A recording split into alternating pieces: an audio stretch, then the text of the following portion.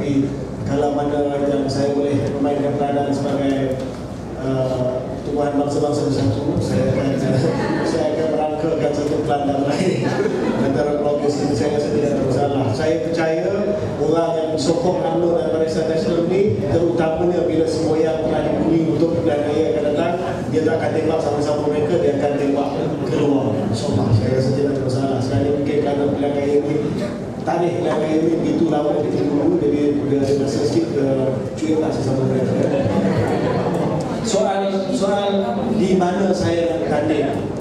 Tadi pun saya keluar dalam Free Malaysia Today kenyataan, saya kata kepala batas mahukan calon tempatan. Ya, kepala batas mahukan calon tempatan. Maksudnya orang kepala batas, termasuk juga ahli parlimen kepala batas pada waktu ini, mahukan penggantinya datangnya daripada kepala batas. Saya bukan orang kepala batas. Saya kahwin anak orang kepala batas. Tahu besar, ya? Jadi saya kata, saya pun telah maklumkan kepada PM, saya kata kalau saya nak tanding, ialah di Rembau, ya? Tak apa timbul soal takut pada siapa. Saya nak tanding, saya dah lawan dia dah sekali, kalah dah. Takkan saya takut.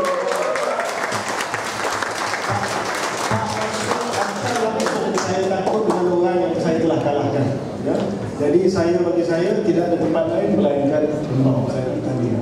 Kalau ada permintaan yang berbilang putih bagi lawan dan sebagainya, saya lebih rela tak bertanding daripada terpaksa bertanding di tempat lain. Sebab bagi saya tak adil.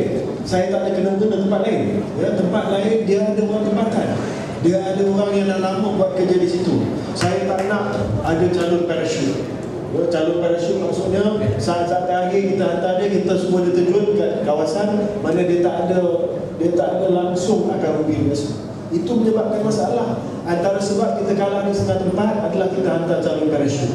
Calon parachute datang, bilik gerakan akan tutup 2-3 hari. Ini biasalah, budaya biasa, ya? Jadi kita tak bolehkan adakan calon parachute. Lebih lagi saya sebagai orang Malaysia, saya tak nak pergi tempat lain, ya? Rembau nak pergi bagi saya. Okey, saya akan buka